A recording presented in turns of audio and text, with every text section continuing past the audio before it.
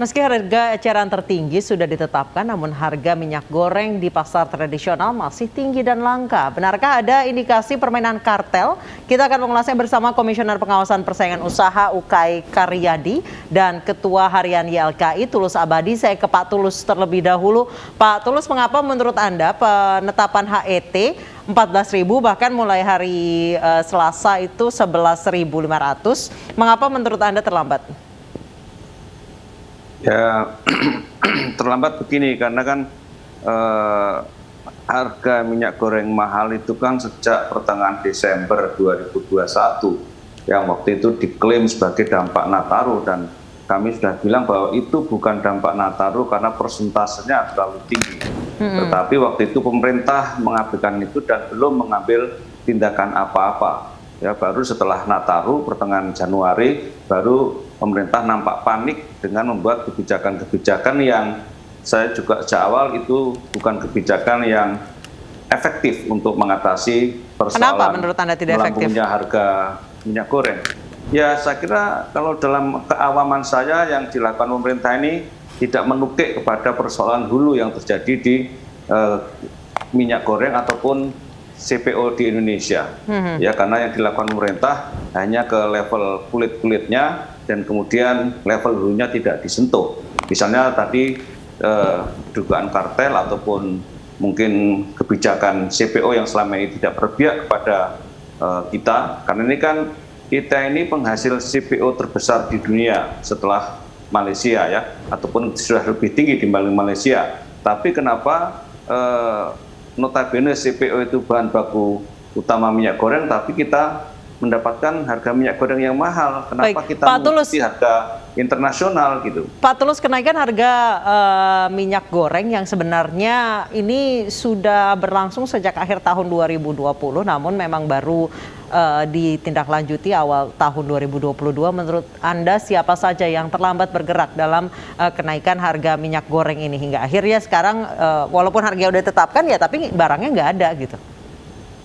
Ya, dalam konteks regulasi dan sebagai regulator tentu pemerintah terlambat mengantisipasi hal ini. Tetapi saya juga mungkin nanti Bang Uke dari KPPU juga bisa juga menganalisis, karena kami ketika mendengar ini ada satu dugaan kartel, kami juga sejak awal mendorong agar KPPU lebih cepat turun tangan, karena beberapa tahun yang lalu kan sebenarnya KPPU sudah mengeluarkan semacam kesimpulan bahwa ada bisnis kartel di minyak goreng yang justru waktu itu difasilitasi oleh negara, dalamnya oleh Kemendak, dan Kemendak waktu itu marah dengan kesimpulan KPPU. Nah, ini saya kira jangan-jangan ada fasilitasi kartel oleh pemerintah, termasuk ketika pemerintah menetapkan harga 14.000, ini ketetapan yang anti persaingan gitu. Baik, Pak Ukay langsung saja mungkin boleh ditanggapi.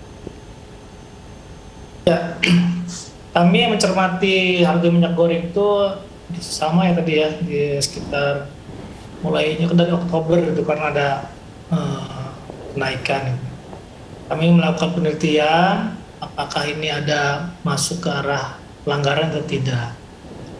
Nah, dari sinyal-sinyal yang ada itu sinyalnya kuat untuk mereka itu melakukan pelanggaran. Kenapa demikian?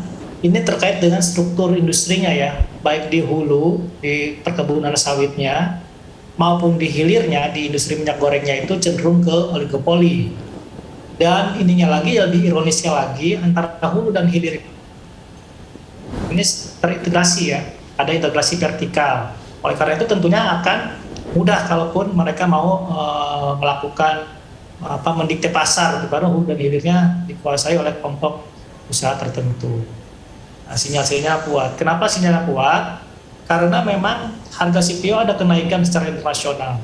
Tetapi kan itu bukan menjadi alasan untuk menaikkan ketika mensuplai pada industri miliknya sendiri.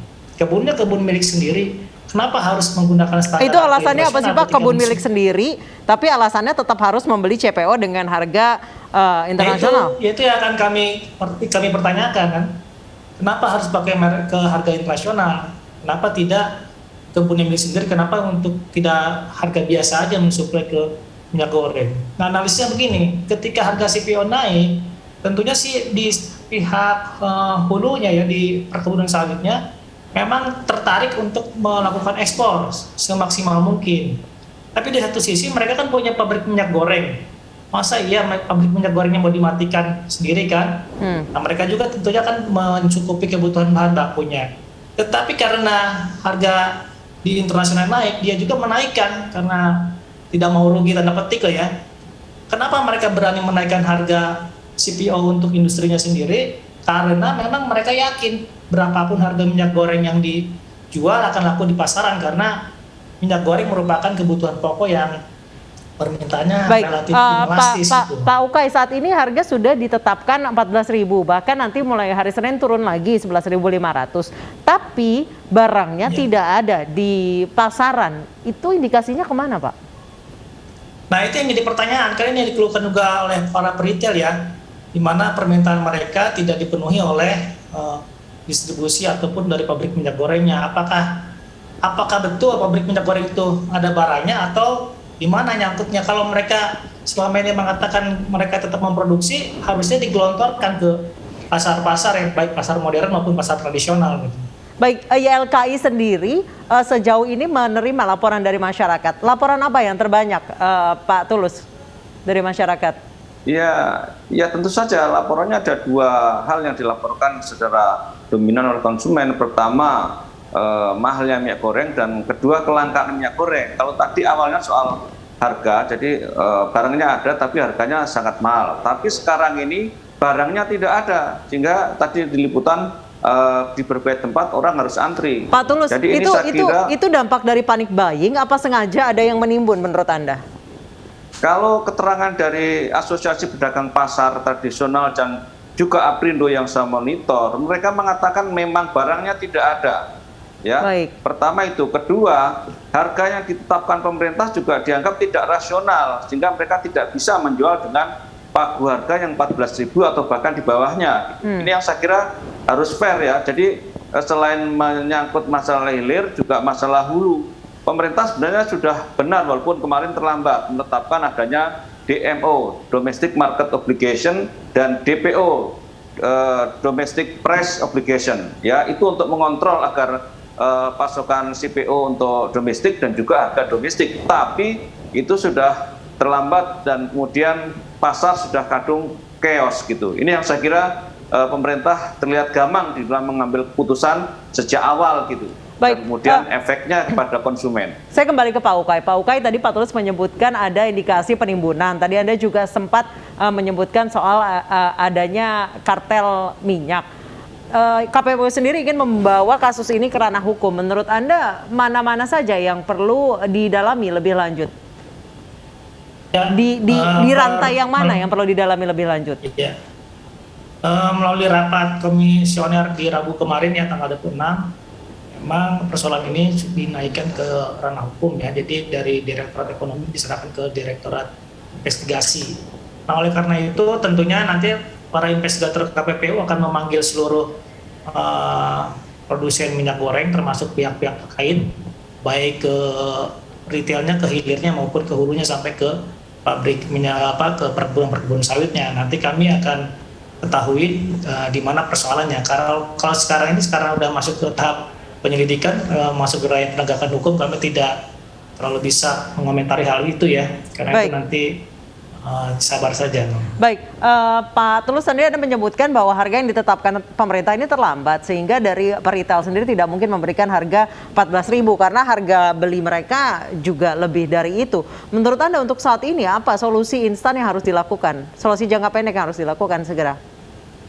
Ya, kalau pertama dari sisi hukum harus ada penegakan hukum secara pidana dan perdata. Misalnya kalau kemudian ada dugaan penimbunan oleh distributor atau bahkan oleh pedagang besar, ya itu harus dicokok secara pidana karena itu melanggar undang-undang, khususnya undang-undang perdagangan dan undang-undang perlindungan konsumen.